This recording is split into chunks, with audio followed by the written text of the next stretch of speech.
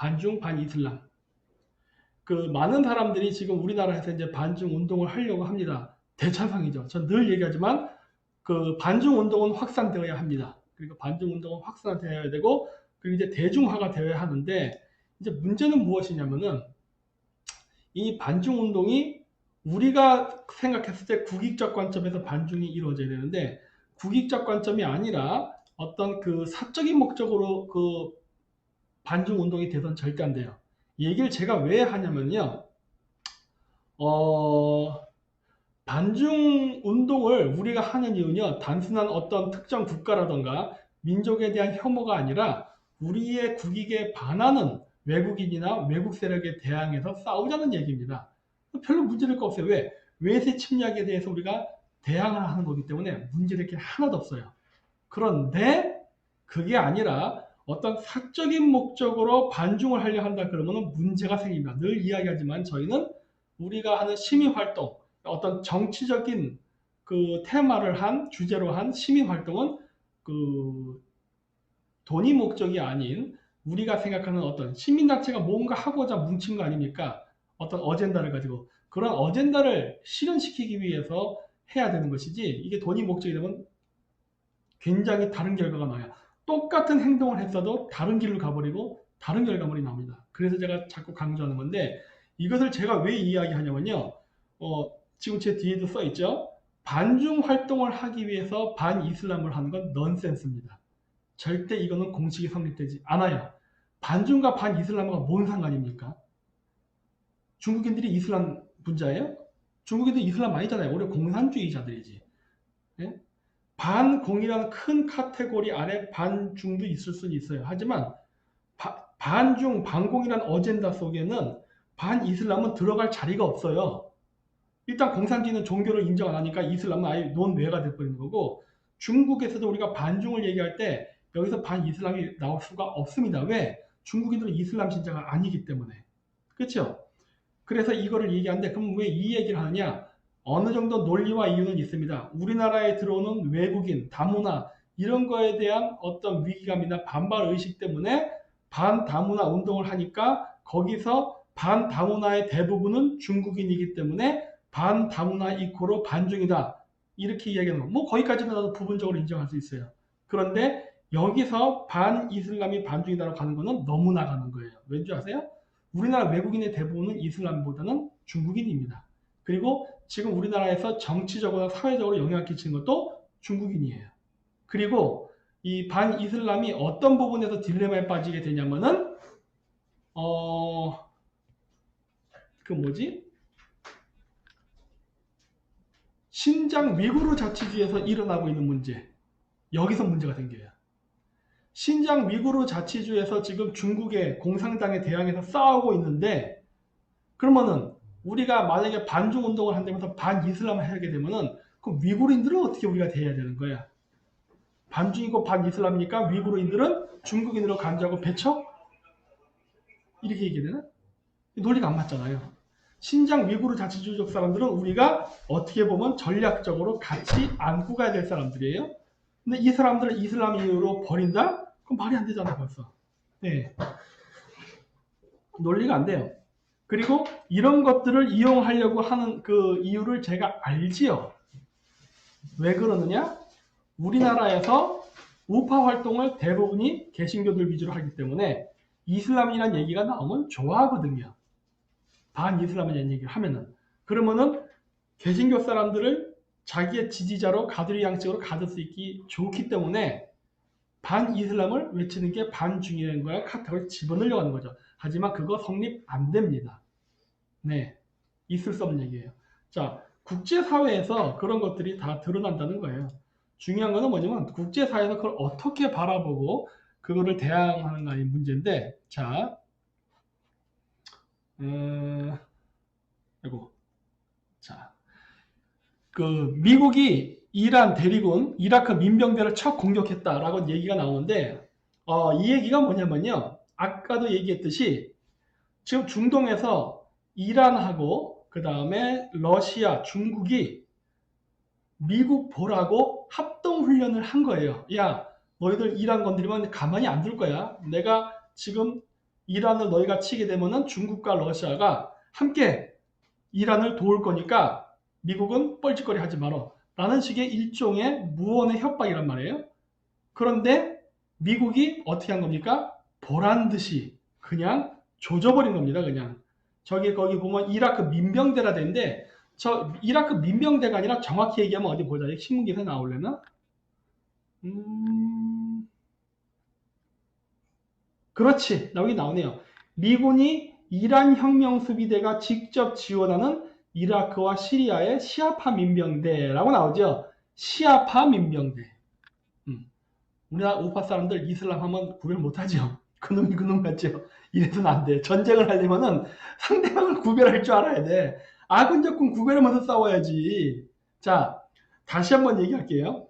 이슬람은요, 크게는 수니파와 시아파로 나뉩니다. 그 외에 수피즘 이슬람이라는 게 극소수로 존재해요. 근데 이건 숫자가 적으니까 논외.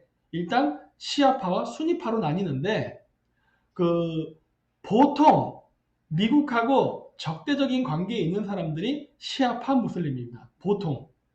그러니까 이란 같은 나라가 현재 대표적인 예예요. 이란은 시아파 무슬림의 발생지입니다. 예. 시아파 무슬림은 이란이에요.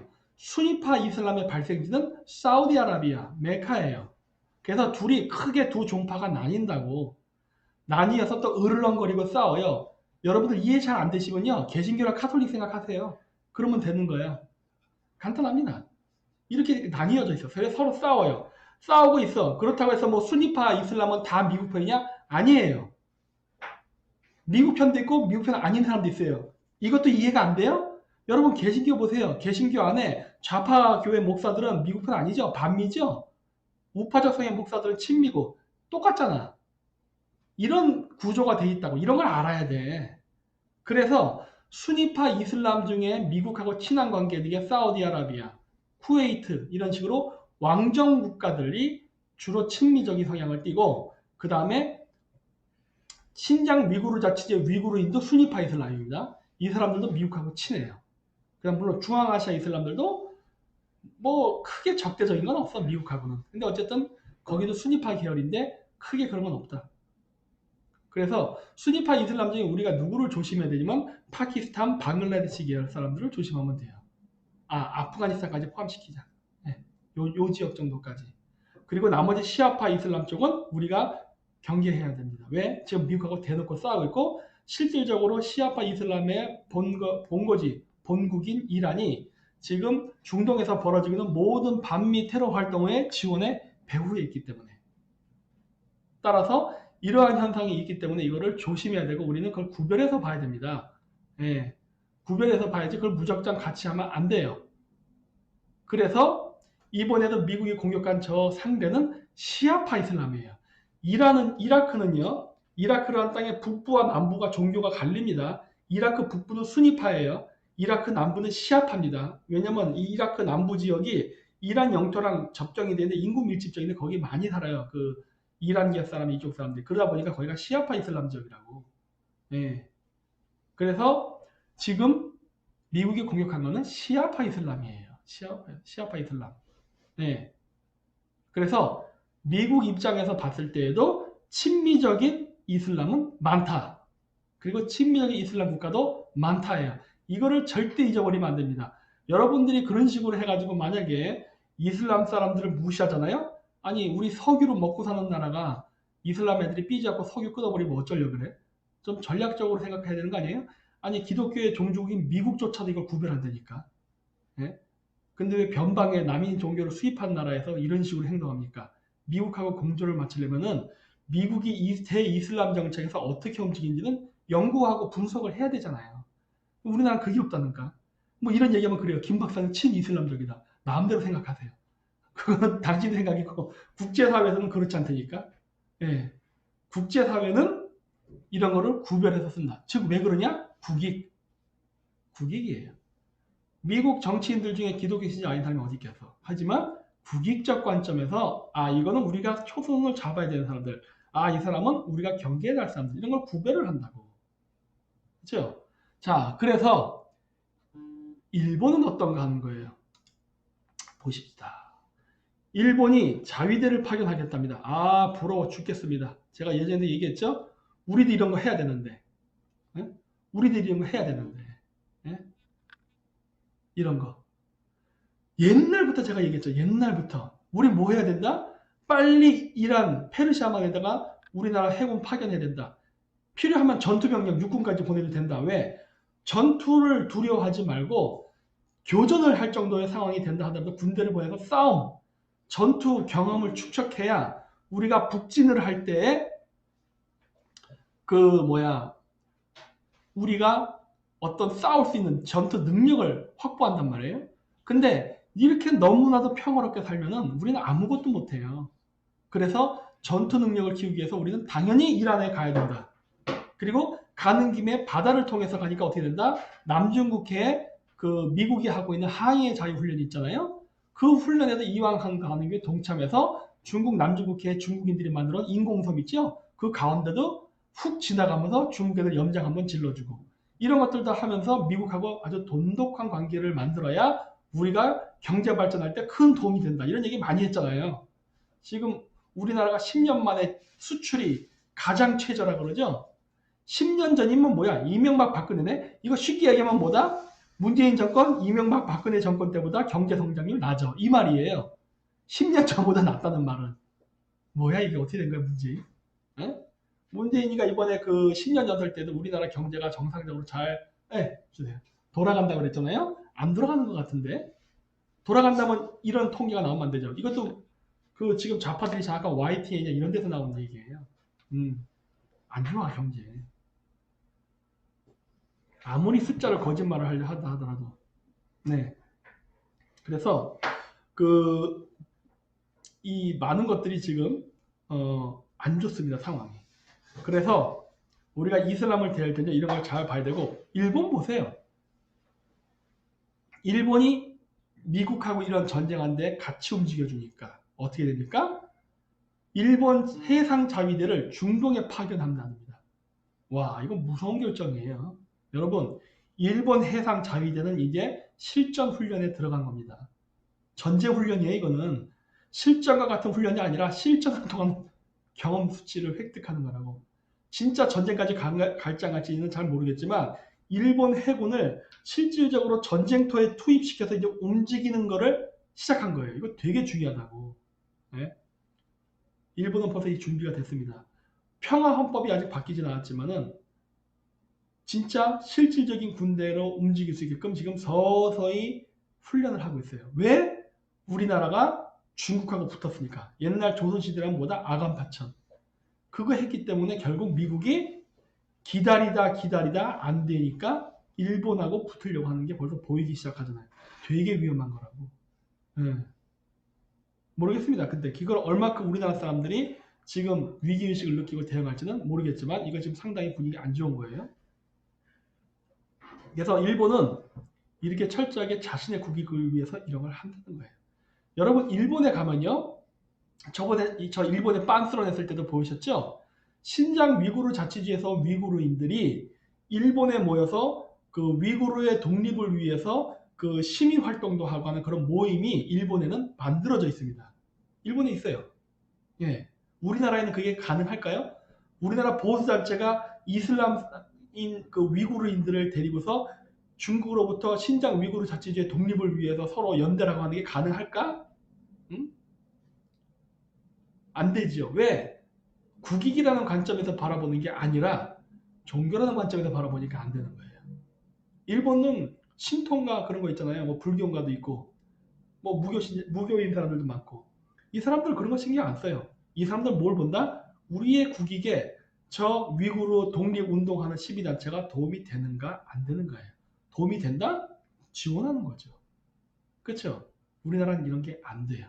네. 그래서 우리나라의 보수단체는 고립될 수밖에 없는 겁니다. 국제적인 공조가 안 돼요. 차라리 좌파들은 이런 면에서는 굉장히 잘 됩니다. 좌파들의 국제 커뮤니티는 굉장히 잘 움직여요. 국제적으로 우리나라의 친중파가 왜 이렇게 잘 만들어집니까? 왔다 갔다 하면서 교류가 일어나기 때문에 그래요. 이번에 이광재 나왔죠? 걔 나와갖고 기자회견 때 첫 마디가 뭐였습니까? 정계를 복귀하겠습니까? 그러니까 아니요. 저는 여시제 일에 충실하게 하겠습니다. 이런 얘기했다고. 어? 정계 복귀보다 여시제 활동이 더 중요하다는 거예요. 왜? 여시제가 뭘 위해서 일한다? 중국. 그리고 오늘은 제가 안 보여드리지만은 재미있는 통계 그래프를 찾았어요. 뭐였냐면은 여시제가 만들어질 때 그 여시제에 투입된 자금은 암호화폐가 아닙니다.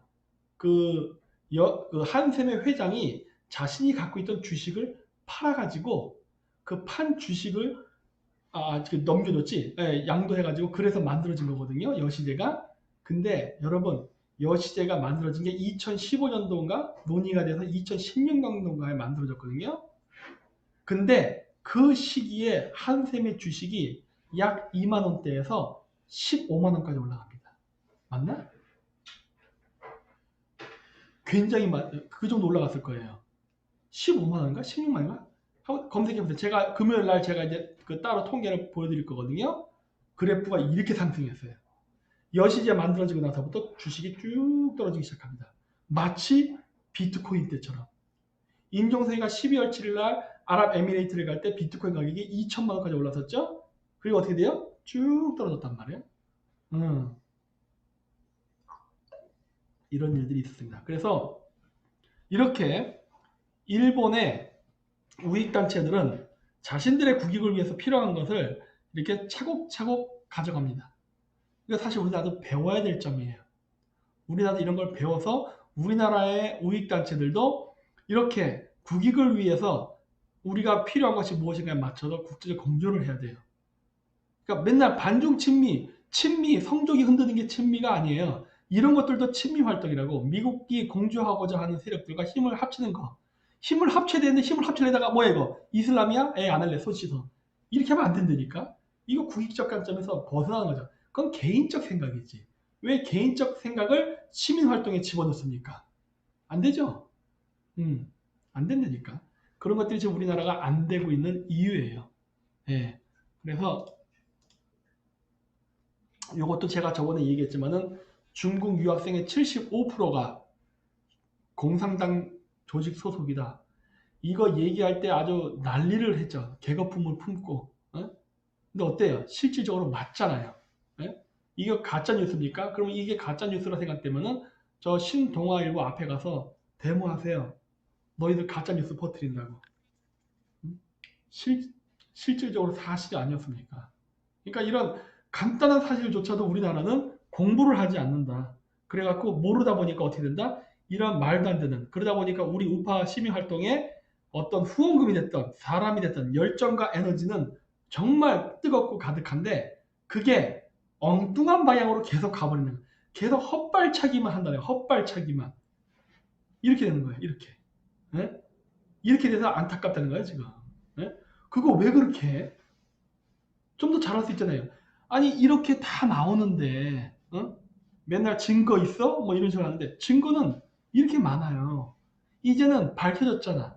실질적으로 여러분 눈으로 목격을 했잖아요. 그러면 어떻게 해야 된다?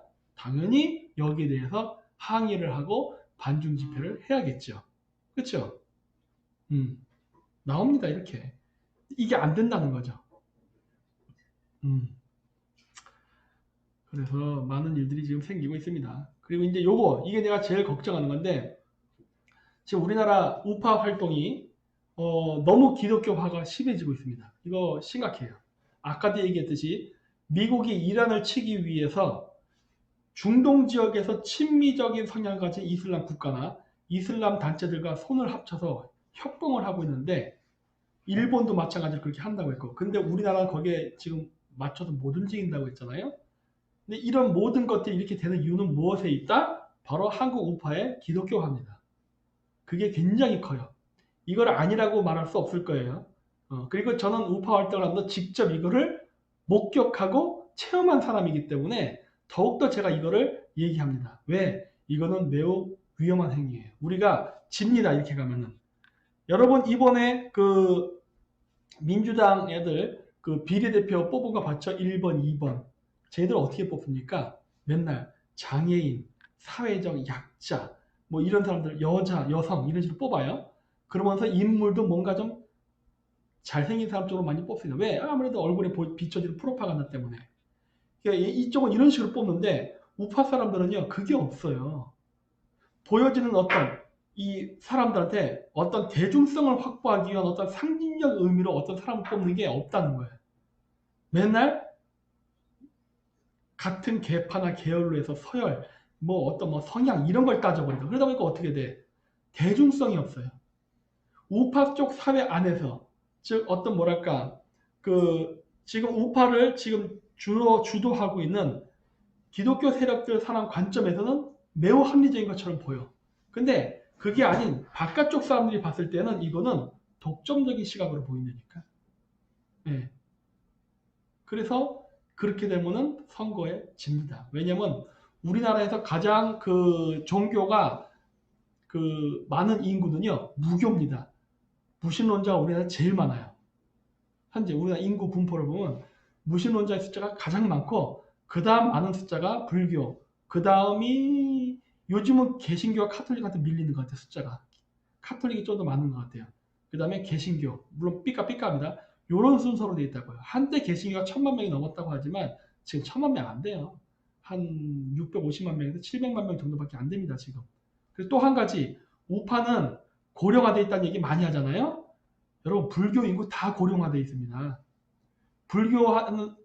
불교 절에 가는 사람 중에 젊은 사람 별로 없어요. 대부분이 할아버지 할머니지. 나이 많은 사람들. 이거 표 아니야? 근데 지금 하는 걸 보면 이 표는 버렸어. 지금 하는 행태로 봤을 때. 이렇게 되면 안 된다니까. 네. 이거 가져가야 될 거 아니야.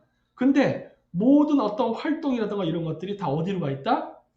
개신교 위주로. 그러다 되면 어떻게 돼요?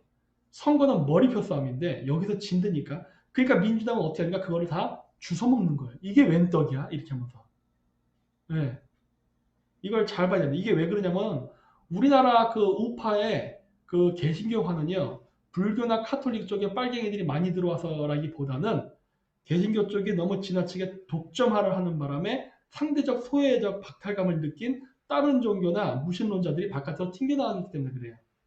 자기들끼리의 끼리끼리 이것도 가두리 양식이라고 저는 보거든요. 이러다 보니까 다 이것들이 밀려난 사람들이 소외가 되니까 다 절로 가버린 거예요. 예? 이런 점. 그리고 또 하나 뭐가 있느냐. 그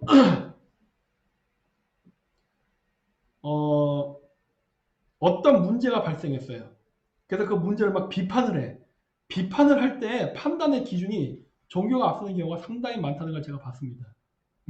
예를 들어 지금 이런 문제. 우리나라 우파 운동에 있어서 지금 개신교 사람들 위주로, 목사들 위주로 하는 이 독점이 굉장히 위험하다. 이렇게 하면 우리나라가 표싸움에서 진다. 이런 이야기를 할 때 제가 이런 얘기를 하는 거를 이런 얘기를 하는 거를 만약에 들을 때 듣는 사람 관점에서 만약에 내가 이런 비판을 하잖아요. 이걸 내가 비판을 하게 되면요. 나는 뭐라 그래야지? 뭐라고 하더라? 기독교를 모욕한다 이런 식으로 사람들은 받아들입니다. 왜냐? 저는 기독교 신자가 아니니까. 근데 만약에 기독교 신자가 이런 얘기를 하잖아요. 그러면 그건 자동작용이라고 믿는 거예요. 똑같은 얘기인데. 똑같은 얘기를 하는데 그런 거예요. 근데 이게 왜 위험하느냐? 우파 사람들이 갖고 있는 특성이 어떠냐면 개신교 쪽 우파 사람들의 특성이 기독교를 믿으면요. 그 사람을 자기 편이라 생각하고 그 사람을 밀어줍니다. 이게 위험해요. 왜 이 우파의 기독교가 왜 위험하냐? 기독교 신자면 그 사람을 자기 편이라 생각하고 밀어줘요. 왜 위험하냐? 간첩이 기독교를 믿어도 밀어준다는 거예요. 내 말은. 우리나라에 북한 간첩이 갑자기 기독교를 개종을 해서 할렐루야 해버리잖아요. 그럼 우파 사람들이요. 그 사람을 적극적으로 밀어줍니다. 왜? 종교가 같으니까. 근데 만약에 저 같은 사람, 저는 북한 사람이 아니라 아예 한국에서 태어났고 한국 사람인데 기독교가 아니야. 근데 내가 우파 이런 문제를 비판하잖아요. 그러면 나는 죽일 놈이 되는 거예요. 이런 문제가 생긴다고. 네. 그래서 맨날 그래요. 우리나라 교회에는 간첩이 침투했습니다. 맞아요.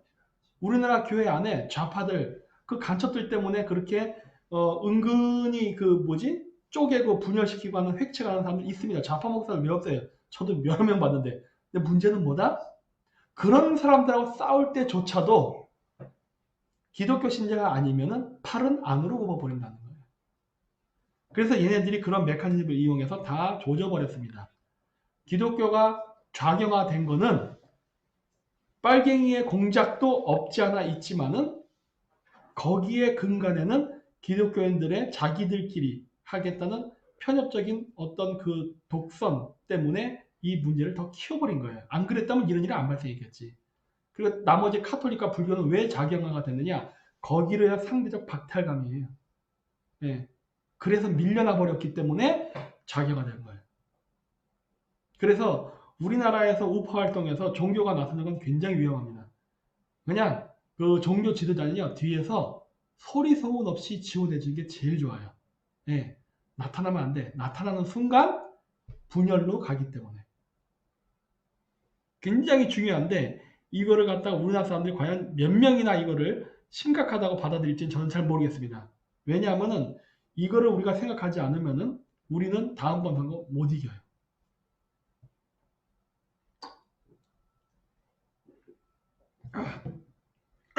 그래서 제가 다시 한번 얘기합니다만 이런 것들은 그 반중은 반이슬람이 아니라는 것을 다시 한번 그래서 제가 강조를 합니다.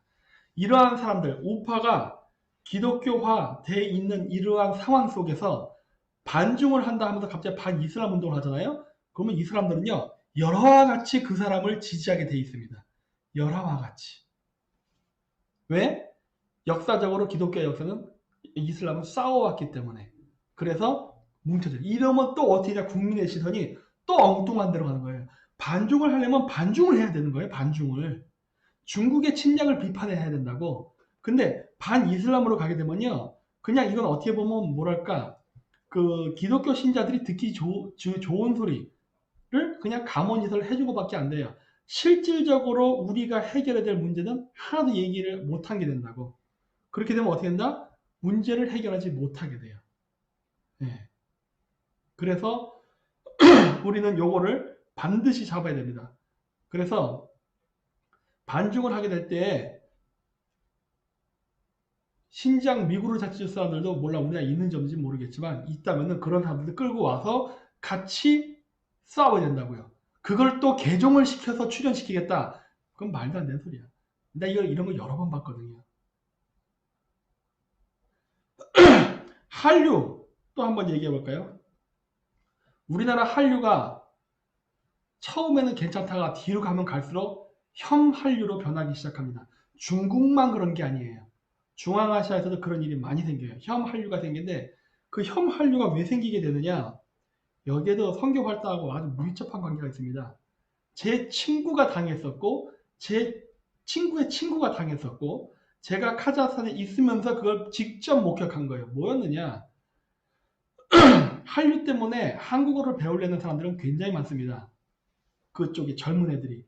이건 어떻게 보면 굉장히 우리한테 절호의 기회예요. 이런 애들을 우리나라로 데리고 와서 한국말을 가르치고 한국의 문화를 가르치면 얘네들은 나중에 돌아가서 친한파가 될 겁니다. 굉장히 좋은 거죠. 그래야 되는데 이 친한파를 만들 때 한국하고 일본이 극명하게 차이가 나요. 어떻게 차이가 나냐? 일본 같은 경우는 어떻게 하냐면은 일본 문무성 그런 공무원들이 옵니다. 걔네들이 타겟으로 삼는 상대는 누구냐? 아무래도 개발 국가다 보니까 독재잖아요. 그래서 그 독재하는 정치인들의 자식들 아니면은 좀 가난하지만 머리가 똑똑한 천재들이 있어요. 공부 잘하는 애들. 예를 들어 수학 올림피아드 1등, 2등 하면은 일본에서 바로 일본 유학 제안이 들어옵니다. 학비 생활비 다 대줄 테니까 일본 와라 이렇게. 일본은 그런 식으로 해요. 그래서 그 나라에 누가 그 유력한 정치인의 자식인가, 누가 그 나라의 똑똑한 인재인가를 찾아서 그 아이들을 일본 유학을 시켜줍니다. 국비로. 이 작업을 일본은 해요. 일본이 이거를 꾸준히 쌓아왔어요. 그랬기 때문에 제가 일본에서 몽골에 있을 때 그 울란바토르 다이알로그라고 해서 그거 제가 참가했었다 했잖아요. 그 돈이 다 어디서 나냐면 일본 재단에서 나온 돈이에요. 일본 정부가 돈을 냅니다. 돈 얼마 되지도 않아. 내가 얘네한테 물어봤어요. 거기도 정보기관 사람들이 있거든요. 친구들. 그래서 야, 이거 한번 개차인데 얼마 들어? 그랬더니 2,500만 원이에요. 야, 2,500만 원이 없어도 이런 국제행사 개최 못해? 그랬더니 없어 그러더라고. 내가 줄게. 막 그랬다고 그때. 내가 집어넣은 우리 이름으로 개최되는 거야? 막 그러고 막 그런 농담도 하고 했는데 일본은 이런 걸 한다니까. 그래서 제가 몽골 사람들 그쪽 몽골도 일종의 국정원에서 정보기관이 있어요. 그거 주체자가 그쪽 애들입니다. 근데 걔네들이요 일본말을 정말 잘해. 내가 깜짝 놀랐어요. 야, 너희들 왜 이렇게 일본말 잘하냐? 그랬더니 다 일본 유학파예요. 일본 핵심 관료들이 일본 유학파가 의외로 많아요. 그래갖고 저 몽골에 있을 때 일본말로 많이 했어요. 영어보다. 왜? 일본말 통하니까. 그리고 일본말을 할 줄 알잖아요. 그러면 더 좋아합니다. 영어로 하는 것보다. 너도 일본말 할 줄 알아? 일본에서 유학했어? 막 그러면서. 네. 그 정도로 일본이 밑밥을 잘 깔아놨어요. 그랬는데 우리나라는 어떤 식으로 그러면 하느냐? 어, 일본은 일본어를 가르치는 재팬센터가 있습니다. 그건 일본 문무성에서 직접 관리해서 한 나라당 보통 한 개씩 있어요. 뭐 두세 개 있는 경우도 있어요. 인구가 많으면. 하여튼 이제 몽골 같은 인구가 적으니까 울란바토르에 하나가 있어요. 그 재팬센터를 일본에서 직접 관리를 하면서 건물도 멋있게 잘 지어놨어요. 그리고 거기에 파견 나오는 사람은 누구냐? 자이카. 우리나라 말하면 코이카입니다. 거기 재팬이가 자이카예요. 자이카를 통해 가지고 그 일본어 강사나 이런 사람들이 오는데 그 사람들이 다 누구냐? 동경대학교 출신들이 그렇게 많아요. 그러니까 일본어 학과를 정식으로 전공한 사람들, 그 다음에 컴퓨터 전공, 건축 이런 사람들이 와서 자기가 했던 분야를 가르칩니다. 그러니까 자기가 이제 뭐 한 70대 정도 돼서 이제 정년퇴직 하잖아요. 그럼 그러한 사람들이 와서 가르친다고. 몽골에 가가지고 건축하는 방법, 뭐 신재생 에너지를 어떻게 만드는가, 그다음 일본어를 어떻게 가르치는가 이런 것들을 바로 그 엘리트들이 와서 해요. 그러니까 수준 높지. 그리고 그 전직 어떤 임원이기 때문에 이런 사람들이 가르쳤기 때문에 몽골 사람들은 이 일본 사람과의 인맥을 이용해서 취업을 한다던가 또 그런 어떤 인맥 관계를 통해서 일본 기업들이 몽골에 사업 진출할 때 또 연결 자리가 됩니다. 네, 그렇게 움직여요. 왜? 이 사람은 진짜 그런 데서 일했던 사람이기 때문에 연결이 가능한 거야. 그래서 일본 애들이 그런 걸 한 걸 보고서 와 이거 좋네. 네. 그럼 이제 우리는 어떻게 하느냐? 개판이죠, 우리는. 일단, 우리나라 정부에서 관리하는 교육원이 있습니다. 정부에서 관리해. 개판이죠, 개판. 교육원이 있고, 세종어학원이 있고, 그 다음에 또 뭐가 있더라? 한글학회인가가 또 있고, 그 다음에 교회에서 운영하는 또 한글학교가 있고, 뭐 이런 식으로 여러 개가 있어요. 이게 내가 왜 개판이라고 하느냐? 일본은 문무성 하나가 합니다. 그리고 예산이 정해져 있어요. 그 친일파를 만들기 위한 예산이 정해져 있단 말이에요. 그 예산을 문무성을 통해서 일원화돼서 움직이는데 우리나라는 어떻게 되냐?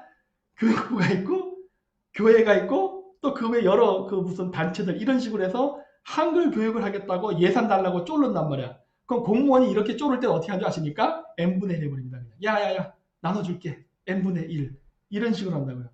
이러면 어떻게 되느냐?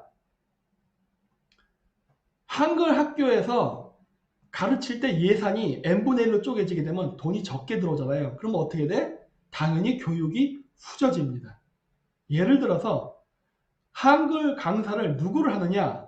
그냥 몽골이라든지 어디 제3세계에 유학간 유학 학생을 이용하거나 아니면 거기에 거류하는 어떤 교민 아니면 하여튼 뭐 그런 식으로 해서 그런 사람들이 가서 거기서 한국말을 가르쳐요. 대부분 현지말 못합니다.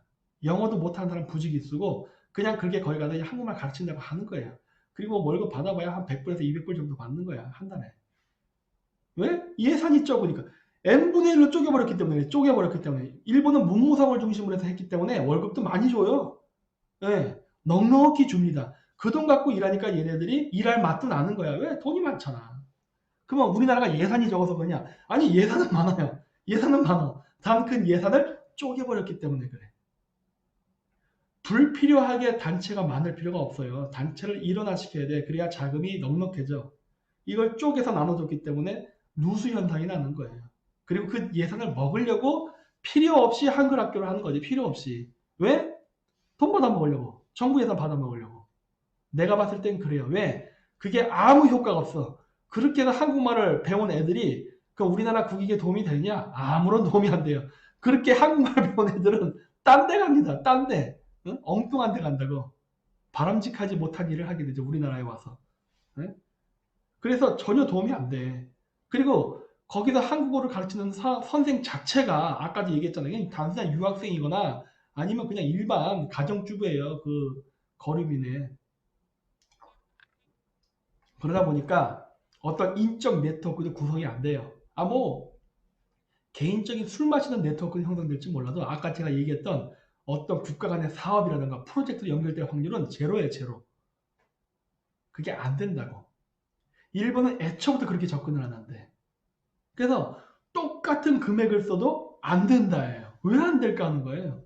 이런 문제. 그러면서 또 황당했던 게 뭐냐면은 그 한국어 능력 시험을 8급 이상 맞으면은 한국에 유학 갈 수 있는 기회가 있어요. 요즘도 그런 제도가 있는지 모르지만 그거 해가지고 우리나라 유학 간 사람들이 무진장 많습니다. 근데 문제는 뭐다? 그게 내가 있을 때 당시에도 교회를 안 나가면은 그 혜택을 안 줬습니다. 카자흐인들에게. 그래서 누가 그 혜택을 대부분 받아먹었냐? 고려인들이에요. 네. 그럼 그러겠죠. 명분이 뭐예요? 우리 고려인들은 같은 동포니까 어쩌고저쩌고. 아니에요. 종교 때문이었어요. 제 카작 친구 중에 한국말을 잘하는 애들이 무지장 많았어요. 그 중에는 정치인 자식도 있었고, 그리고 한국말을 한국 사람 이상으로 잘하는 애들도 있었어요. 여기 한국에 와서 그 한국어 교육 그 박사기까지 받은 애도 있어. 걔는 한국어 고문도 할 줄 알았어요. 고문. 15세기 조선어. 이런 것도 할 줄 알아. 홍길동전을 번역해서 연구해서 논문까지 받은 애야. 여러분 그 걔랑 대화하면요. 제가 카자흐인지 구별도 못합니다. 발음까지 똑같아서. 그리고 한국의 어떤 뭐야 그 뭐 어떤 거 할인 받을 때 뭐 하는 거 있잖아요. 난 지금도 할 줄 모르는데 뭐 커피 마실 때도 뭐 할인권 나오고 하는 거 이런 거 어떻게 쓰는지 이런 거 다 알아. 저보다 더 잘 알아요. 이 정도의 인재인데 얘가 이슬람이야. 이슬람이라고 할 수 없지. 그냥 종교가 없어요. 근데 개종을 하려고 했는데 얘가 죽어도 교회 안 나간다 했거든. 얘가 혜택을 안 주는 거야. 이런 경우가 아주 부지기수다, 부지기수. 예. 그래서 진짜 데려와야 될 인자를 한 명도 못 잡는 거야. 개종을 시키겠다, 야. 그거 왜 그래? 그냥 데리고 오면 안 돼? 걔 자체가 우리가 앞으로 크게 쓸 수 있는 인물인데. 후진국일수록 더 유리해요. 왜? 우리가 경제적으로 우위에 있기 때문에. 아니, 그런 나라에 유력한 정치 자제를 그 우리 편으로 만드는 거 얼마나 좋은 거야. 더구나 한류 때문에 우리에게 그냥 자발적인 호의성을 갖고 있어. 자발적인 호의성. 근데 이런 사람들을 활용을 하지 못하고 거기서 개종을 하겠다 그러면 그 사람들 얼마나 싫어하겠어요. 더구나 그래서 어떤 일이 카자흐스탄에 발생했냐면 그 중앙아시아 이슬람은요 다릅니다. 내가 이런 거 얘기해도 또 우리나라 사람 끝까지 못 알아듣는 사람들 많아. 이슬람이 다 똑같은 이슬람이 아니에요. 에? 중앙아시아 이슬람은 소비에트 시절을 겪으면서 무신론적인 이슬람이에요.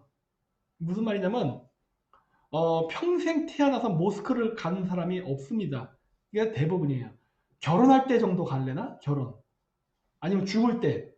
그 정도 가지 평생 모스크도 안 가는 애들이 대부분이에요. 근데 너 종교 뭐야? 그러면 저 이슬람입니다. 이런다고. 요 정도예요. 요 정도. 그럼 뭐 코란을 읽어봤냐? 안 읽었어요. 코란은 집에 장식용으로 놔요. 그럼 코란을 읽을 줄 아냐? 못 읽어요. 왜? 아랍어를 모르니까. 장식용으로만 걸어놓지 읽지도 않아. 기도도 5번 하지도 않아. 술 마셔요. 돼지고기만 안 먹을 뿐이야. 그 정도야. 그랬는데 우리나라에서 대규모로 선교인단이 가는 바람에 카자흐스탄이 이슬람 원리주의자화가 돼가고 있습니다. 지금 많이 됐어요. 원래 그쪽 사람들 이슬람에 대해서 뭐 크게 그런 거 없었어요. 아무 생각 없어 그냥 술 먹고 놀고 탱자탱자 그냥 전형적인 유목민의 삶을 살았는데 한국 사람들이 선교 활동을 하면서 얘네들이 갑자기 이슬람 원리주의로 바뀌어버리기 시작하는 거예요. 왜? 반발감으로. 이런 걸 불러일으켰다고. 그러니까 우리나라 우파 운동을 하는 데서 가장 어려운 게 뭐냐면 바로 이런 점들이에요. 국내에서도 종교 문제로 카르텔을 형성하는 바람에 이게 안 됩니다. 지도층으로 올라갈 때는 다 기독교여야 돼요. 이런 문제 때문에 길이 막혀. 사회적으로 소외가 돼. 근데 이러한 사고방식을 갖고 있다 보니까 이러한 사람들이 중동이나 중앙아시아나 다른 지역에 가잖아요. 그러면 외교가 안 돼요. 외교가 안 돼. 좌파들은 아까도 얘기했듯이 좌파들은 바로 이러한 메커니즘을 이용해서 바로 그러한 사람들을 자기 쪽으로 땡겼다고. 그러니까 이번 비례대표도 잘 보라는 거예요. 비례대표에서 민주당이 잡는 컨셉은 소외자를 자기네들이 보호하겠다는 이미지와 컨셉이야. 근데 이 와중에도 우파 사람들은 그런 생각이 없죠. 오로지 자신들의 이해관계 속에서 모든 걸 찾으려는 비례대표는. 이러니까 망하지. 그러니까 어떻게 돼? 국내적으로도 고립되고 해외적으로도 고립될 수밖에 없는 거예요. 외교가 안 돼요. 외교가. 네. 외교가 전혀 되지 않아. 우리나라가. 제가 있었던 지역이 대부분이 개발도상국 지역이었습니다. 개발도상국 지역이었는데 이 개발도상국 지역에 있으면서 우리나라 대사가 그 현지 그 정치인들과 아주 막 엄청나게 긴밀하게 교류하는 대사를 본 적이 없어요. 저는. 본 적이 없어. 현지 언어 당연히 못해. 영어 못하는 사람 수두룩했어. 무슨 외교가 돼? 그러면 그 지역의 언어나 아니 역사나 문화는 아느냐? 몰라요. 역사 문화도 몰라. 역사 문화를 모르면 어떤 일이 생기냐? 외교적 결례를 할 수가 있습니다. 왜? 몰라서. 그 나라의 어떠한 에티켓, 어떠한 풍습을 갖고 있는가 이런 걸 알아야 되고 이 나라는 주변에 어떤 나라와 친하고 어떤 나라와 사이가 안 좋은가 이런 것들도 다 알아야 돼요. 그리고 때로는 그걸 이용해서 외교적으로 이용할 수도 있습니다. 그게 안 돼. 왜? 모르니까. 그리고 한국 교민들도 10년, 20년을 살아도 카작 친구 애들이 없어요. 왜 없느냐? 간단해요. 이슬람이니까. 이런 식이야. 그러니까 국익보다는 개인적인 생각이 먼저 앞서다 보니까 사익이 국익을 앞서다 보니까 이런 것들이 그러니까 우리나라 사람들이 해외에 차이나타운을 세워도 코리아타운을 세워도 한국의 코리아타운은 차이나타운하고 유사합니다. 왜냐? 고립되기 때문에. 외부인과의 교류가 끊기고 자기들끼리만 어울려요. 이런 현상이 정말 많이 일어나요. 그래서 매우 우리나라가 지금 어렵게 가고 있다. 그래서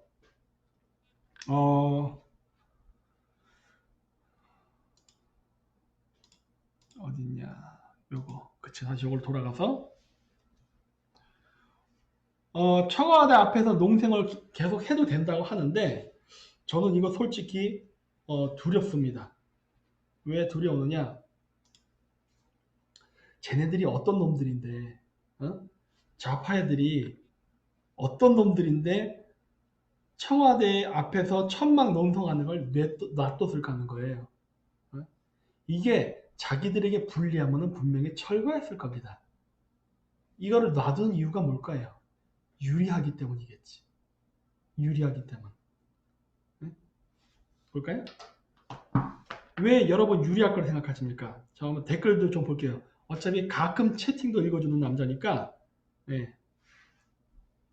위협이 아니라는 거죠. 문개구름님. 그래요. 위협이 아닙니다. 그럼 왜 위협이 아닐까? 이거 누구예요? 카자흐 사람인가 보네? 카자흐스탄과 카샨켈무스. 카자흐스탄과 나우르지다 바라만. 나우르지다. 카자흐스탄다 나우르지 지르바트르튼제 나우르지 바르코야. 아나작가다 미에는 도스타르면 케즈세기 오신 카자흐스탄과 바라만.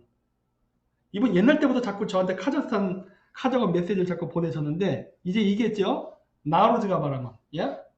나우르진다 미에는 도스미에 케즈세기 바라만. 얘기했어요. 자, 저한테 연락처 좀 알려주세요. 올 마간 이메일 자슈페르거시 이게 이름이 뭐였지? 아까 지나갔다 아까 지로 뭐 시작하시는 분이었잖아. 어디 갔어? 그 관리자분 있어야 카자흐스탄 그분 그 이메일 좀 보내달라고 메시지 좀 보내주세요. 지나가 버렸나? 다시 메시지 안 보내나? 마간 이메일 스승 이메일 것을 자식되는 것이요.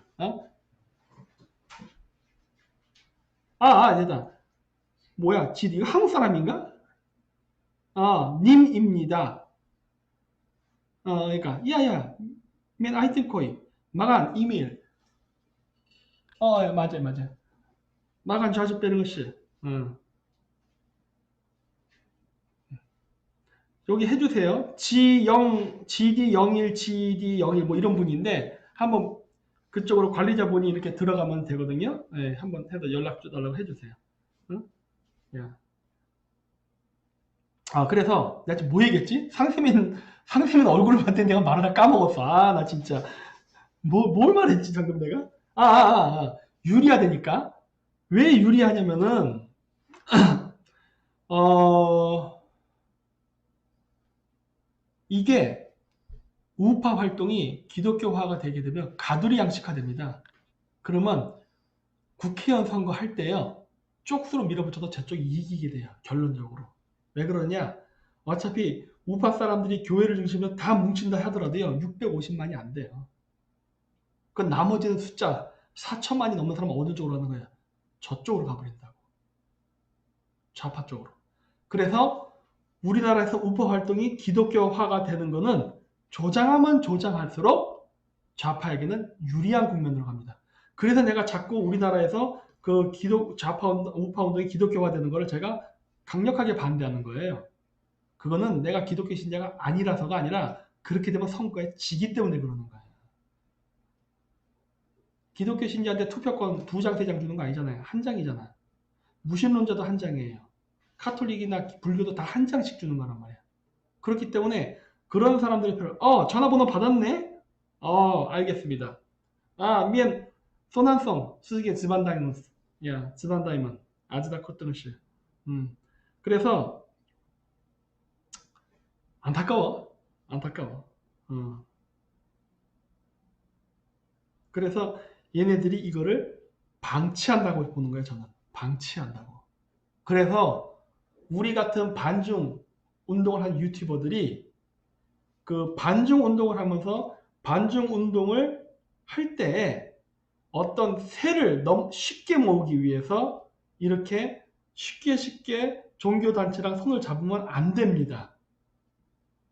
그러면 안 돼. 우리가 얘기했잖아요. 우리가 이 시민활동을 하는 거는 우리가 우파 정권을 만들기 위해서 하는 거잖아요. 그렇잖아요. 우파 정권을 만들기 위해서 하는 건데 여기서 우리가 특정 종교와 손을 잡는 순간 나머지 종교랑은 적을 지는 거라고. 그러면 안 되기 때문에 그러는 거야. 근데 이런 얘기를 하게 되면 어떻게 된다? 너 이교도지? 넌 제외. 이렇게 되는 거야. 우리끼리 할 거니까 너는 빠져. 이렇게 돼버린다고. 그러면 어떻게 된다? 선거는 집니다. 내가 누차 얘기했지만. 그래서 이러한 우리가 지금 우파 활동에서 반중 집회라건 우리도 이제 집회를 하긴 하지 않습니까? 그래서 우리가 이런 집회를 할 때도 우리가 종교색을 철저히 배제하는 이유가 있어요. 왜? 불특정 다수가 오는 집회가 돼야만 이건 이기는 싸움으로 가는 것이지 특정 종교를 중심으로 뭉치는 거 물론 돈은 많이 들어와. 돈은 많이 들어오게 할 수 있어요. 근데 이겠죠? 시민활동의 목적은 돈을 위해서 하는 게 아니라고? 돈을 벌기 위해서 그렇게 쉽게 손잡아 버리면 그때부터는 우리는 그 시민활동을 위해서 우리 우파가 망하는 길로 가는 거거든. 그래서 상대방이 욕을 한다 하더라도 너 왜 자꾸 분열을 해? 우리는 분열을 하려는 게 아니에요. 분열을 하려는 게 아니라 다 포용을 하려고 하는 거라고. 그러니까 기독교를 중심으로 들어와. 이 얘기는 뭐예요? 너희들 개종해서 들어와요. 이건 안 된다예요. 그냥 대한민국 국민이면은 같이 싸우자. 이렇게 돼야 돼. 그렇기 때문에 우리가 잡는 어젠다는 반중심리도 좋은 게 나쁘지 않은 게 뭐냐? 내부의 갈등을 내부로 풀려 하지 말고 외부의 갈등을 끌어들여서 내부 사람들이 단결하는 게 좋은 거거든. 이게 왜 나빠? 토요토미 히데요시가 일본을 통일하고 난 다음에 어떻게 했느냐? 조선을 침략합니다. 그럼 토요토미 히데요시는 나쁜 놈입니까? 뭐 침략당한 조선의 입장에서는 나쁠 수도 있어요. 하지만 일본의 입장에서 토요토미 히데요시는 영웅입니다. 왜 영웅이냐? 일본은 100년 동안 춘추전국 시대를 겪으면서 어마어마하게 죽었어요. 그 여러 군웅할거가 있었는데 이걸 통일시켰단 말이야. 통일시켰는데 그러면서 그 일본에 있던 각 나라들의 군인들, 포로들이 있을 거 아니에요. 이런 사람들을 잡았는데 일본이 통일이 됐기 때문에 더 이상 군대가 필요 없어. 통일이 되면 평화의 시대가 왔잖아.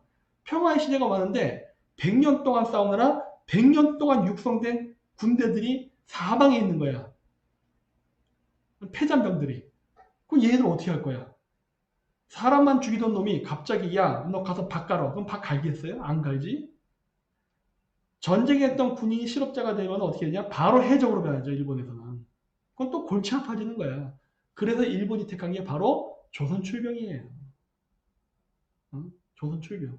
그래서 조선을 점령하기 위해서 군대를 보내지만은 또 뭐다? 설령 조선을 점령하지 못한다 하더라도 걔네들은 나가서 죽어버리니까 그래도 골칫거리는 해결되는 거예요. 영토를 먹으면 더 좋고 영토를 못 먹는다 하더라도 손해는 보지 않는다. 이게 전략이었던 거지. 그렇기 때문에 토요토미 히데요시가 조선을 공격함으로써 일본은 번영할 수 있었던 거예요. 아이러니하죠? 진짜 아이러니. 원래 역사란 건 이런 거야. 일본이 조선을 침략하지 않았다면 일본은 지금도 거지 같은 나라예요. 침략으로 인해서 조선으로부터 엄청난 숫자의 도공, 과학자, 역사서적 같은 게 전부 다 일본으로 가버렸잖아. 약탈해 갔잖아요. 응? 물론 영토를 빼앗는 데는 실패했지만 그 이후에 어떻게 됐어요? 응? 일본은 어마어마하게 발전. 지금 일본 가봐요. 일본 문화 얼마나 멋있어요. 뭐 이런 얘기는 또뭐 친일파 어쩌제. 그런 헛소리 하지 말고 그런 거 말할 시간에 일본에 가서 일본 문화를 보고 배우려니까. 일본 문화는 뛰어나요, 지금. 굉장히 뛰어나. 한국보다 더 뛰어나요.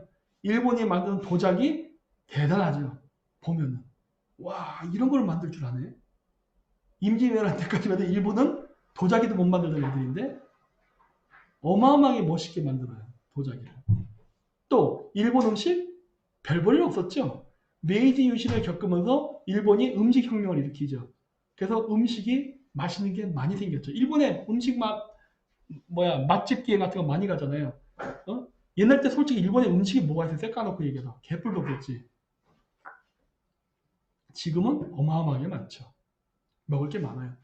여러분들이 많이 먹는 돈가스 일본 문화입니다. 카스테라 일본 문화예요. 네? 또 뭐가 있을까? 카스테라, 돈가스, 짬뽕도 일본 거, 라면도 일본 거. 일본 거 엄청나게 많아요. 그럼 맨날 그러면 그래. 그거 우리나라가 준 건데. 그게 뭐가 중요해? 지금 개뿔도 없는데. 과거의 영광이 중요한 게 아니에요. 지금이 중요한 거라고. 응? 그래서 우리가 반중침미 운동을 할 때에도 어떤 정확한 그 방향성과 전략이라는 게 있어요. 전략. 우리는 왜 이렇게 해야 되는가? 우리는 왜 이 방향으로 가려 하는가에 대한 어떤 큰 그림에 대한 정치적 전략과 청사진이 갖고 있어야 되는데 이게 없어요. 네. 그냥 대중만 많이 끌어모으려고 그래요. 대중만. 대중만 많이 끌어모으는 거는 성공하지 못합니다. 왠지 아세요? 여러분 집회할 때 대중 얼마나 끌어모을 수 있을 것 같아요? 10,000명에서 20,000명이야. 그 뒤로 보이지도 않아요. 안 보여. 물리적으로 사람이 모일 수 있는 건 그 정도밖에 안 돼. 뭐 아니면 뭐 이렇게 막 스크린 탑차 막 연락에 설치하면 하면 돼요. 그럼 뭐 10만 명, 20만 명도 가능하겠지. 그 돈은 어떻게 할까? 돈은 어마어마한 비용이 발생한다고. 그렇기 때문에 비용을 최소화하면서 많은 사람들이 우리 편이 되게끔 공감대를 끌어내는 게 되게 중요해요. 그거는 뭐다? 누가 봐도 동의할 수 있는 어젠다여야 돼. 누가 봐도 동의할 수 있는. 예를 들어서 여러분들 우파 사람들이 얘기하는 것 중에 그런 거 있죠. 예를 들어 개신교 쪽 사람들 같은 경우 하나님을 믿어서 우리나라를 구원합시다. 그러니 했다 쳐봐요. 누가 그 말에 동의할까? 누구는 동의하고 누구는 동의 안 하겠죠? 자, 그 다른 사람이 그래요. 부처님의 도움으로 대한민국을 구원합시다. 어떻게 될까요? 어떤 분이 저한테 자꾸 메시지 보내는 사람들이 많아요. 지금도 제가 이거 우파 활동할 때 자꾸 카톡으로 맨날 성경 구절 보내고 맨날 예수 사진 보내고 그래요. 난 짜증나거든요. 나 기독교 신자 아니에요. 그런 거 나한테 보낸다고 내가 개종되지도 않습니다. 제 동심파괴 강의 못 봤어요? 그게 제 종교관이에요. 안 바뀌어. 네. 근데 그걸 계속 보내. 난 싫은데. 그럼 가만히 있다가 1년에 한 번 제가 딱 보내줘요. 석가모니 사진을. 그러면 어떻게 되는 줄 아십니까? 난리가 납니다. 김 박사님 왜 이러십니까? 그래요. 아니 뭘 왜 그래요? 어? 저를 모욕하십니까? 그래요. 아니 내가 뭘 모욕했어. 사진 한 장 보낸 것 뿐인데. 응? 자신들이 맨날 갓블레스유 할렐루야 하는 건 괜찮고 내가 나미아미삽을 간대 못하면 나쁜 게 되는 거야? 뭐 이런 내로남불이 어디 있어. 그건 아니지. 그건 나한테 하지 말라니까. 난 싫어요. 나는 대놓고 얘기하는데 왜 자꾸 나를 개종시키려고 그래? 안 한다고 얘기했잖아. 응? 그냥 각자 자기 취미생활, 저는 종교생활도 취미생활이라고 보거든요. 개인적으로 하세요. 국익이라는 큰 어젠다에 들어쓰는 얘기를 하면 돼. 국익이라는 어젠다 속에 들어있는 큰 그림, 담론, 이게 필요한 거니까. 지금 우파는 그게 없는 거예요. 모인 군중은 있을 뿐이야. 모인 군중. 하지만 이 모여있는 군중들이 방황을 할 뿐이에요. 왜? 구심점이 없어요. 이 군중이 누구도 동의할 수밖에 없는 담론으로 뭉치잖아요. 그러면 그건 무시무시한 파워가 됩니다. 예를 들어서 반중이에요. 자, 보세요. 문재인 대통령이 가서 지금 여러 가지 친중적인 굴욕적인 외교를 많이 하고 왔죠. 작년에는 그 기자들 중국 경호원한테 얻어 터지기까지 했잖아. 이런 굴욕적인 상황이 벌어지고 있는데 여기서 우파 단체들이 대규모적인 반중 집회를 해버린다. 좌파들은요 힘듭니다. 왠지 아세요? 그렇다고 좌파들이 반중 집회를 할 수 있을 것 같아요? 쟤들 못해요. 이것 때문에 못한다고. 불가능해. 근데 여러분 정치라는 건요. 극좌와 극우 양쪽의 20%의 싸움입니다. 그 중간에 60%의 중도는 아무 생각이 없는 사람들이에요. 이 중간에 있는 사람을 누가 더 많이 끌어가냐의 싸움이 결국 선거의 승패를 좌우하는 건데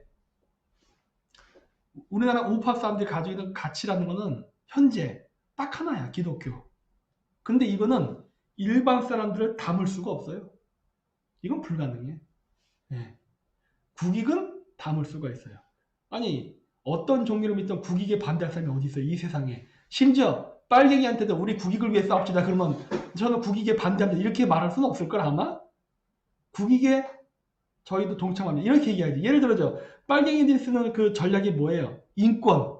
맞죠? 아니 우파 사람한테 저는 인권에 반대합니다 이런 얘기하면 할 수 없잖아. 남녀평등. 저는 우파기 때문에 남녀평등 안 하겠습니다. 이게 좌파들이 노리는 노림수 아니에요. 그래서 좌파들이 어떻게 나가죠? 인권. 좌파들이 인권주의를 얘기해요. 그러면 어떻게 돼요? 우파 사람들이. 그건 난 반인권주의다 이렇게 얘기할 거예요? 그럼 말 자체가 이상해지잖아.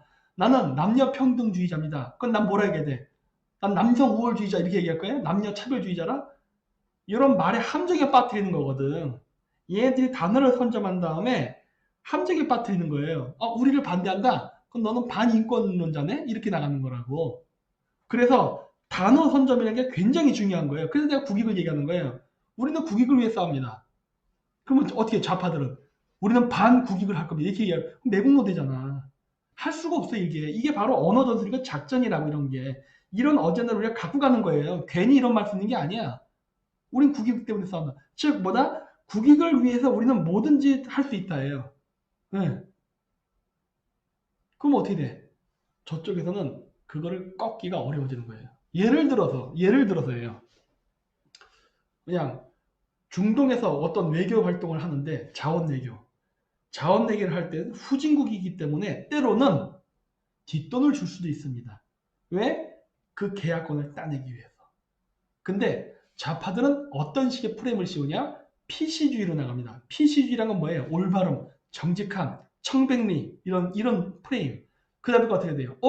너 개발도상국 가가지고 이 회계가 불투명하다는 이유만으로 어떤 외국과의 계약권에서 비자금을 조성해서 삥땅 쳤다 이렇게 얘기해버린다고. 네? 그러니까 그걸 씌워요. 너는 죄를 저질렀다 이렇게. 아니 사업하다 보면은 그럴 수 있는 거 아니야? 여러분 큰 금액의 사업을 하면서 뒷돈 안 주고 여자 안 붙여주고 되는 사업이 어디 있어? 솔직히 까놓고 얘기해. 전 세계에 중국 애들이 그거 제일 많이 하잖아. 중국 애들이. 중국 애들이 그거를 가장 많이 했기 때문에 세계의 제조업을 다 장악해버린 거 아니에요. 말도 안 되게 뒷돈 쏴주고 여자 갖다 붙여주고 술 먹이고 이래가지고 우리나라 개발 초창기 이런 짓 안 했어요? 했잖아 우리나라도. 그래서 이만큼의 부를 이룬 거 아니에요. 네? 근데 얘네들은 그걸 뭐로 잡느냐? 비리, 부정부패 이런 식으로. 그게 왜 잘못됐어? 응? 네. 그러니까 그런 얘기가 딱 나올 때 어떻게 해야 돼요? 이거는 국익 때문에 한 것이다. 너희들이 상관할 바가 아니다. 야, 국익을 위해서 상대방 정치인을 매수하는 게 뭐가 잘못이야? 물론 들키면 안 되겠지. 안 들키고 잘 넘어가면 된 거 아니야. 근데 그걸 왜 굳이 밝혀내서 까발려 버리지? 뭐 이런 놈들이 다 있지? 우리나라 그 짓 잘했잖아요. 문재인 정권 때. 어? 아니 국익을 위해서는 별짓을 다 하는 거예요. 그래서 안 들키면 되는 거냐 어쨌든 간에. 어? 그러니까 잘 싸봐 해갖고 계약도 유리한 조건으로 다 따오고 우리나라 국익에 도움이 되게 계약을 다 해놨더니 야 정치적으로 정치적으로 자신네들이 표를 더 얻기 위해서 쟤네들 비리 저질렀대요 이런 식으로 나가는 거란 말이야. 이게 얼마나 치사한 방법이야. 응? 이건 굉장히 치사한 방법이죠. 어? 네. 그런 식으로 해가지고 상대방을 조져버린다니까. 여태까지 좌파들이 그런 식으로 해왔다고. 그런 식으로. 그래서 일 잘하는 사람들을 전부 다 죄를 올가미를 씌워가지고 전부 다 감옥 가다 버리고 있어요.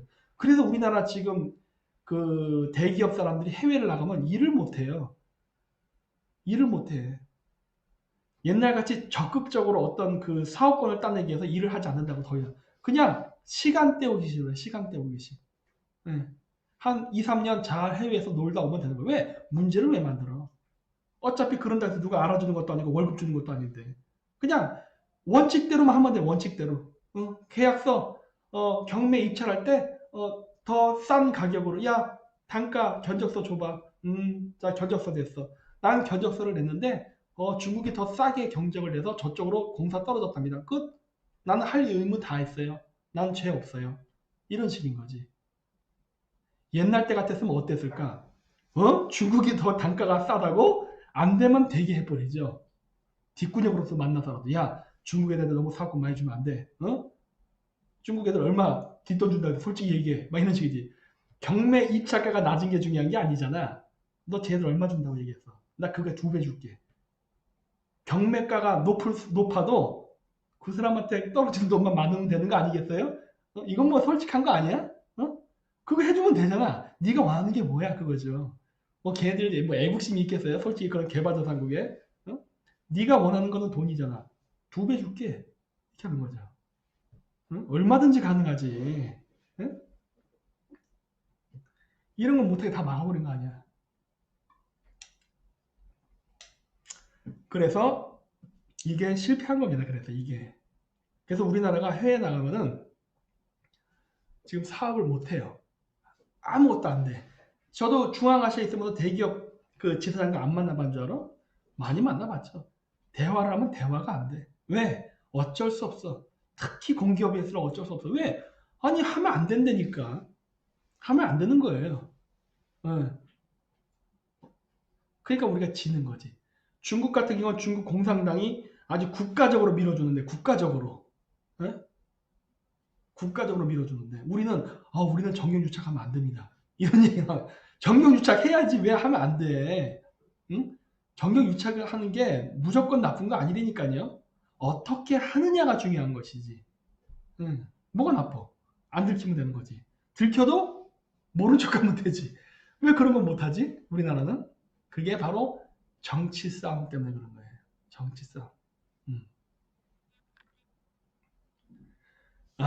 그래서 지금 우리나라가 이 여러 가지 문제, 그러니까 우파 사람들의 문제가 지금 이런 것들이 많아요. 지금 우파 사람들이 인재가 없습니다. 많이 인재가 없어요. 인재가 왜 없습니까? 인재는 널렸지. 우리나라 우파 사람들이 인재가 없는 이유는 인재는 널렸는데 자신과 이해관계를 맞추다 보니까 안 돼서 없는 것 뿐이에요. 우파들로 인재가 몰린 이유는 모든 걸 다 포용해버리기 때문에 그래요. 그래서 그러한 벽을 부숴야 됩니다. 그 벽을 부숴야 돼요. 근데 다시 그래서 그 요 글로 가면은 여기도 보이지만 청와대 앞에 농성 계속해도 된다. 이거 왜 틀어줬겠어 얘네들이. 왜? 그게 얘네들이 지금 선거를 하는 데 있어서 이게 안 되네. 응?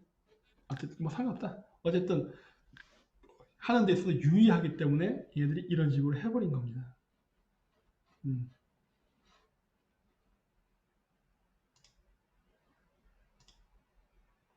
뭔가 문제가 생겼네. 네. 보이나요? 뭔가 좀 헷갈렸어. 컴퓨터가 왱왱거리네.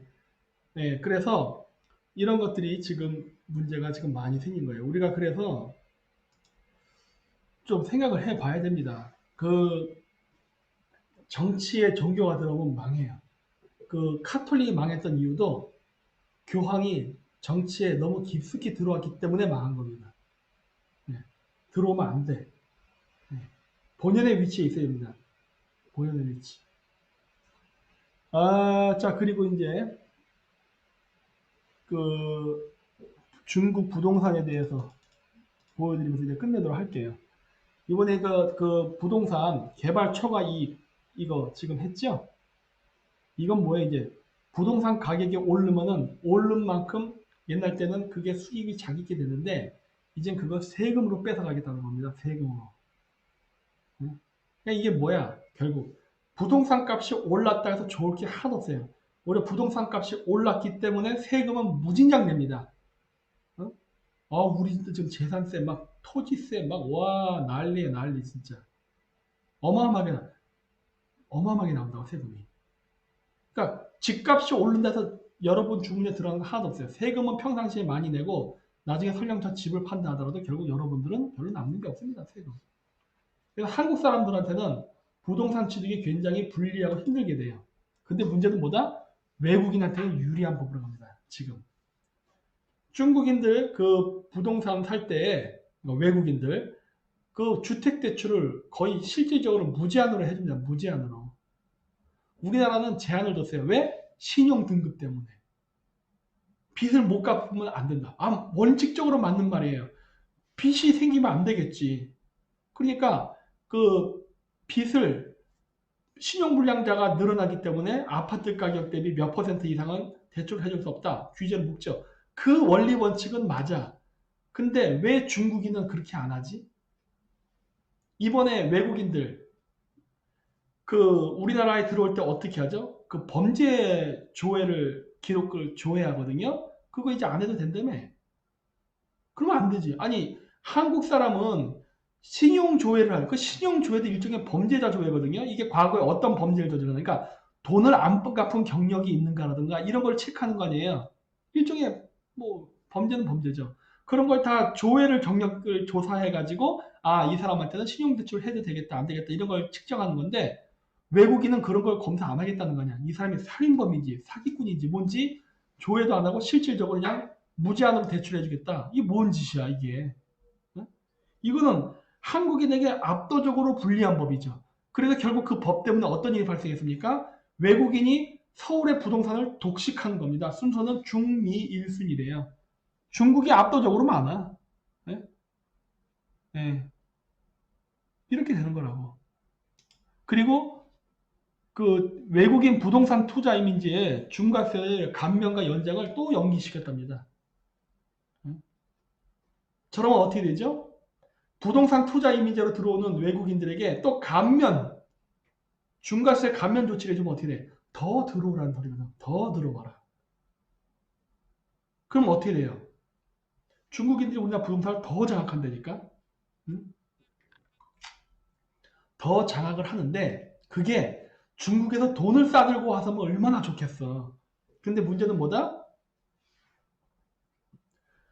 중국에서 들어오는 돈을 가지고 우리나라에서 부동산을 사는 게 아니라 얘네들은 그냥 한국에서 대출을 해버립니다. 왜? 풀어내버렸기 때문에. 빈손으로 들어와서 은행에서 대출을 받아서 그걸로 아파트 사면 돼요. 그리고 아파트값 오르면은 팔고 마진 챙겨서 가면 됩니다. 이게 지금 우리나라에서 일어나는 일이에요, 지금. 응? 말도 안 되는 짓거리죠. 알펜시아 리조트 투자, 중국인 첫 부동산 투자 이민자 영주권 취득. 뭐 옛날 또 나왔던 거. 이게 아까 얘기했던 중국이 이번에 인구 이동을 막았던 호족 제도를 철폐한다고 합니다. 자, 보세요. 중국은요, 옛날 때 그런 게 있었어요. 뭐였냐면 중국에서 가장 인기 있는 남자가 샹하이 남자였습니다. 옛날 때. 왜 그랬느냐?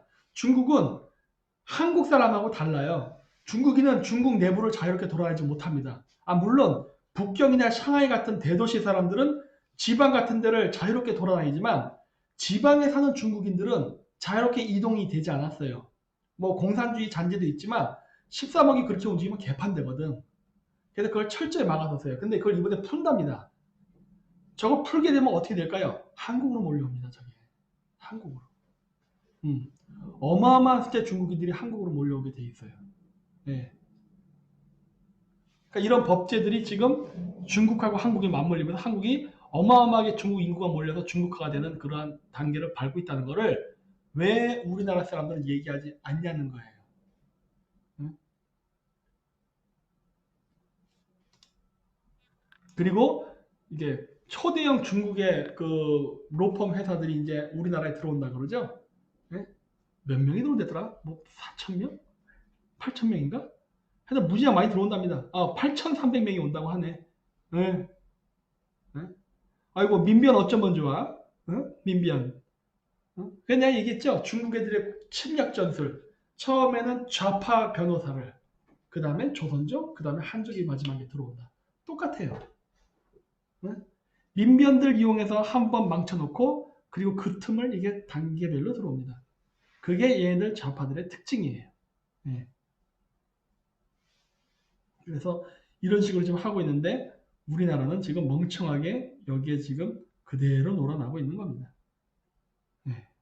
그래서 중국이 얼마나 그 위험하고 이런 식으로 들어온 거야. 그래서 저 변호사들이 우리나라 들어서 뭐 할 것 같아요? 우리나라에 들어와서 부동산 투자를 했던 중국인들이 있죠? 그 중국인들 재산 보호하는 데 일을 할 겁니다. 즉 중국인의 권리를 위해서 일할 거예요. 뭐 중국하고 뭐 교류해서 뭐 돈을 번다. 말 같지도 않은 소리 하지 마십시오. 저 사람들은 지금 우리나라에 들어온 중국인들, 우리나라 부동산을 산 중국인들을 보호하려고 오는 거예요. 보호하려고. 응? 우리나라에서 서울 이런 알짜배기 땅들을 부동산 싹쓸이를 하고 다니죠. 이거 나중에 우리나라 정부에서 야야야 외국인들이 너무 심하게 들어온다고 규제할 것 같으니까 미리 변호사 풀어갖고 법적으로 문제 없게 지금 안전장치 만드는 작업을 얘들이 하는 거라고 지금. 그 작업하는 거예요. 시흥, 부천, 구로 등 6조 원. 그래서 뭐 주택 쇼핑 나선 차이나머니에서 쭉 기사 나오죠. 자, 여러분들이 해야 될 일이 생겼습니다. 뭐냐? 여러분 이런 식으로 중국 관련 기사가 나오면은 여러분들은 반중 친미를 외치는 댓글을 달면 되는 겁니다. 여러분들이 할 수 있는 건 그거예요. 추운데 밖에 나가지 마세요. 미세먼지도 많은데. 그런 거 하지 마시고 중국하고 관련된 기사가 나오면 여러분들이 거기에 댓글을 달아갖고 이걸 일반 사람들도 볼 수 있게 하세요. 그러면 여러분들이 이깁니다. 자, 보세요. 이게 대표적 사례입니다. 이 기사 맨 끝에 보면 뭐가 나오냐? 제가 나옵니다. 어떤 분이신지 몰라도 정말 고맙습니다. 유튜버 김정인 박사 들어보세요. 이렇게 쭉 써있거든요. 좋아요 1307개입니다. 1307개. 어마어마하지 않아요? 이렇게 나가야 되는 거야. 이렇게. 일반 대중도 보게 만들어야 돼요. 일반 대중도 보게. 여러분 광화문에서 집회를 하게 되면요. 우파 유튜브 채널을 통해서 중계가 나갑니다. 당연히 공중파는 나가지도 않아요. 좌파 유튜버들 찍지도 않아요. 물론 욕하려고 찍는 목적으로 하지만 그거 안 해요. 근데 우파 유튜버가 아무리 찍은들 좌파들이 우파 유튜버 거 봅니까? 우파 사람들 우파끼리 반 거지. 결국 내부에서만 본다고. 이게 이렇게 확산을 하질 못해요. 확산. 아무리 광장에 10,000명이 모인들 확산이 되질 않아요. 자기들끼리 하고 자기들끼리 보는 거예요. 그런데 이게 모든 제3자가 볼 수 있는 이런 기사에 중국 관련된 이런 중국의 침략에 관련된 것들 화웨이, 5G 다 좋습니다.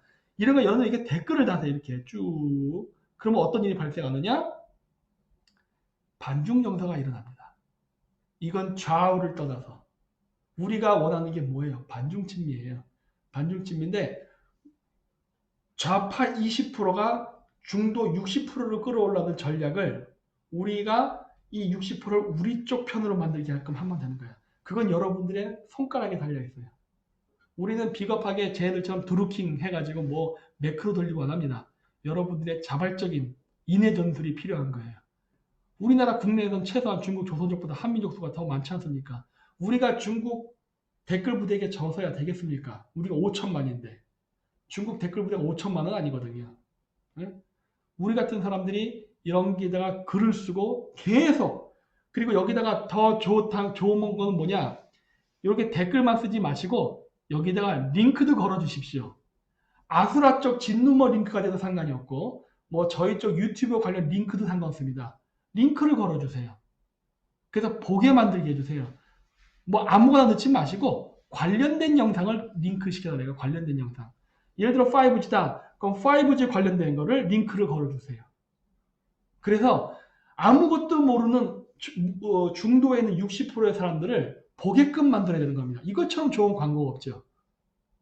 이게 뭔데? 여기다 뭐 한번 봐보세요. 안 봐요.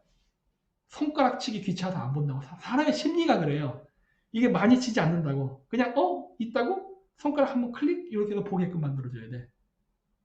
예. 그래서 그런 것들을 쫙 퍼뜨려 가지고 그래? 저 사람들이 무슨 얘기를 했는데 이렇게 해서 들어가야 돼요. 그리고 저희 요즘 많이 이제 이 얘기하면서 한 내용들이 퍼졌지 않습니까? 그거 더 빨리 확산시킬 수 있는 방법은 이렇게 쟤네들이 만들어 놓은 저러한 매체에다가 우리가 바로 집어넣는 거예요. 여러분 요즘 인터넷 검색하면요. 반중 기사도 정말 많이 나와요. 그래서 우리한테 사실 유리합니다. 네, 정말 유리해요. 이런 것도 마찬가지예요. 포스코 포항본사 광양지처소 동시다발 압수수색. 이거 왜 나왔어? 부당노동행위 혐의. 이야, 이 새끼들 봐라. 하는지 봐라. 응? 결국 불나고서 결국 한다는 게 이런 식이에요. 여기도 댓글 달아줘야 돼, 이런 데다가. 응? 네. 이런 거 좋죠. 미중 무역전쟁과 재앙이가 조져놓은 외교, 세계 경제가 흔들릴 이상에 버텨보겠다는 우리 기업들 한시도 싫다 계약적 작작 조지고 있네. 보세요. 댓글들이 지금 다 부정적이죠? 네. 좋은 겁니다. 그러니까 중도라고 해서 멍청하지 않아요, 절대. 다 압니다. 근데 자, 이게 문제는 뭐냐? 이렇게 해서 단순히 그냥 기사 한번 보고 분노로 끝나면 안 돼요. 여기다 여러분들이 링크를 걸어주시죠. 우리 반중 유튜버들의 링크를. 관련된 내용을 해야 돼요. 웬만하면은. 쓸데없이 관련되지 않은 내용을 붙이면 안 됩니다. 관련 없는 내용을 붙이면 사람들 안 봐버려요. 이게 뭐야? 이렇게 되고. 그러니까 그 기사와 관련된 영상을 붙여줘야 되는 거예요. 이게 쓰면서 이쪽에 가시면 좀 더 자세한 내용들이 있습니다. 왜? 사람들은 기사를 읽는 것보다 눈으로 영상을 보는 걸 더 편해하고 더 좋아하거든. 사람은 원래 게으른 존재입니다. 편한 거 좋아하고. 그러니까 그러한 심리와 메커니즘을 이용해야 돼요. 그래서 여러분들이 이런 데다가 쫙쫙 써주십시오. 네. 그래서 여러분들이 저 혼자서 반중 유튜버들을 홍보하는데 한계가 있고 힘이 붙여요. 왜냐면은 채널이 자꾸 폭파당하고 그리고 그냥 싫어하는 사람들도 많아요. 그냥 저이기 때문에 싫어하는 사람들도 많아. 응? 그렇기 때문에 그러한 거를 피할 수 있는 방법이 바로 이런 방법입니다. 그래서 여러분들이 많이 도와주세요. 이쪽에. 이거 아주 기발하게 쟤들을 조질 수 있는 방법입니다. 네. 이거 뭐 말 같지도 않은 개소리라 이거는 뭐 통과하고. 예. 그래서 지금 중국을 우리가 반중으로 해서 이게 여론을 모을 기회가 왔습니다. 반중 정서를 계속 끌어올려야 돼요. 국내에서 좌우로 싸우게끔 유도하는 것은 중국인들도 원하는 바입니다. 왜? 이제이 오랑캐는 오랑캐로 쓰러뜨린다. 한국의 오랑캐들을 좌파 오랑캐, 우파 오랑캐라고 보지 중국인들은 이거를 인간 취급을 안 하거든. 네. 그러한 전략에 속지 마십시오. 속지 않기 위해서 우리는 어떻게 된다? 바로 그런 중도에 있는 많은 그런 사람들이 최근에 기사가 많이 올라오니까 여기에서 여러분들이 타시면 돼요. 요즘 볼까요? 이렇게 해서 요즘 보시면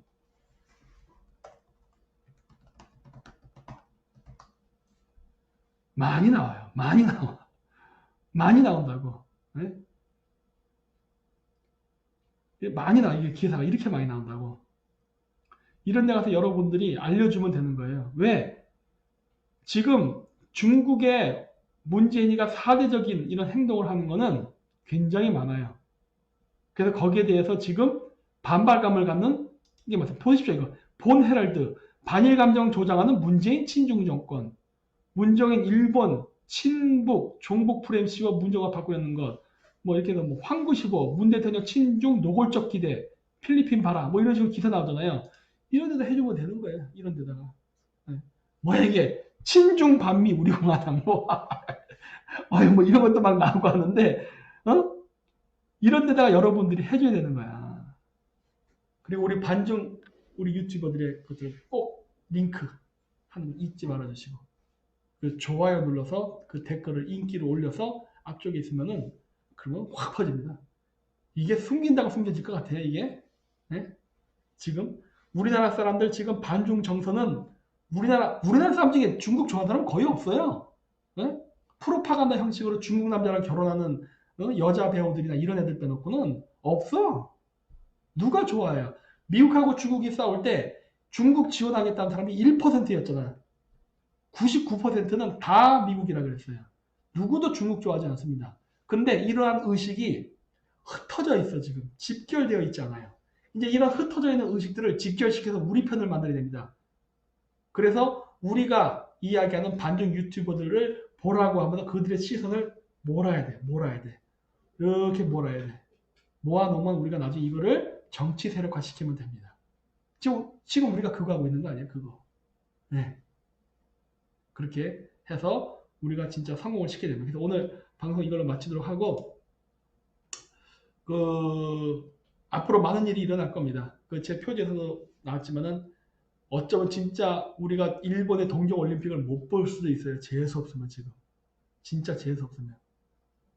우리나라 쪽으로 미국의 항모 전단 2대가 왔죠. 네?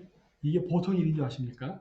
미국이 갖고 있는 3대의 정찰기 중에 2대가 들어왔어요. 한반도로. 되게 심각한 거예요. 이거. 우리나라 사람들 좀 개념이 없는데 이거 진짜 심각한 거라고. 아니 미국이 돈 쳐들이면서 이런 짓을 해요? 지금 북한이 가만히 입 다물고 있죠? 뭐 보너스로 선물 뭐 하네 뭐네 하다가 갑자기 쑥 들어갔죠? 올해 북한 애들은 더 잘 알아. 이게 뭘 의미한지. 근데 문제는 뭐냐? 우리나라 사람들이 너무 모른다. 지금 분위기 진짜 심상치 않습니다. 여러분 아셔야 돼요. 미국이 왜 북한을 칠 수밖에 없는가에는 북한이 세계의 기축통화인 달러를 건드린 것도 있어요. 암호화폐를 통해서. 물론 중국하고 같이 짜서 했지만은 미국은 여태까지 단 한 번도 미국의 달러 패권에 도전한 독재자를 살려둔 적이 없어요. 가다피도 마찬가지로 갔습니다. 가다피 아프리카 유로 만들려고 했어요. 갔다고. 사담 후세인 당연히 갔지요. 미국의 달러 패권에 도전한 독재자는요 반드시 죽었어요. 시진핑 달러 패권 도전했죠? 네. 김정은하고 함께 했다고. 그게 살 거라 그래? 여태까지는 까불었어요. 왜? 한반도에는 석유도 안 나고 뭐 특별히 돈 될 게 없기 때문에 쳐들어올 수 없다. 따라서 중동만 집중적으로 공격을 하니까 맨날 김정은이가 까불었다고. 바로 그러한 약점을 이용해서 북한이나 쳐봐야 돈도 안 되고 아무것도 안 되니까 얘들 우리 쉽게 공격하지 못할 거야. 이런 식으로. 그런데 얘기 달라졌어요. 달러 패권을 건드리면 그걸 가만히 안 냅둡니다. 왜? 달러 패권을 잃어버리면 미국은 많은 걸 잃어버리기 때문에 거기에 도전한 나라는 기름 한 방울도 안 나는 나라를 하더라도 사막의 불모지의 국가를 하더라도 그 나라는 죽습니다.